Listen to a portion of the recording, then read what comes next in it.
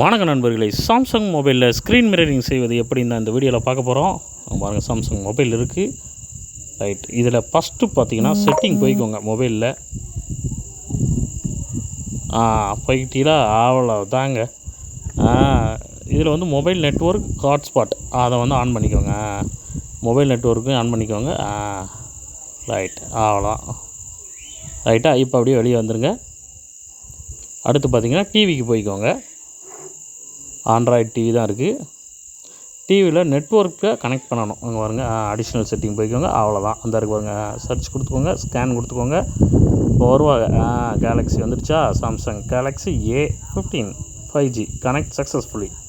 அவ்வளோதான், கனெக்ட் ஆகிடுச்சு. சரி, நெக்ஸ்ட்டு என்ன பண்ணணும்னா ப்ளே ஸ்டோர் போய்க்கோங்க. ஏன்னா அந்த ஆப் உங்கள்கிட்ட இருக்கா இல்லையான்னு பார்க்குறதுக்கு தான் கூகுள் ஹோமுக்கு போகணும்.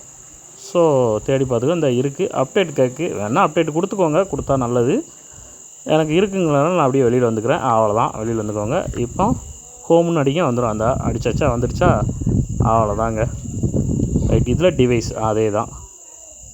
அங்கிட்டு டிவைஸ், அதான் டிவைஸ்.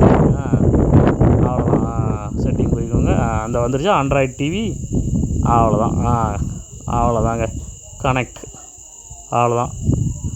கெட் காஸ்ட் ஸ்க்ரீன் போட்டிங்கன்னா வந்துடும். Start now. அவ்வளோதாங்க, ஸ்டார்ட் ஆகிடுச்சு, கனெக்ட் ஆகிடுச்சு.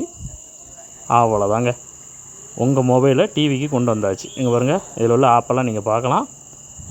படம் பார்த்து எது பார்த்தாலும் டிவிலே வந்துடும். அவ்வளோதாங்க. ஓகே நண்பர்களே, மீண்டும் அடுத்த ஒரு வீடியோவில் சந்திக்கிறேன். நன்றி, வணக்கம், டாட்டா, பை பை.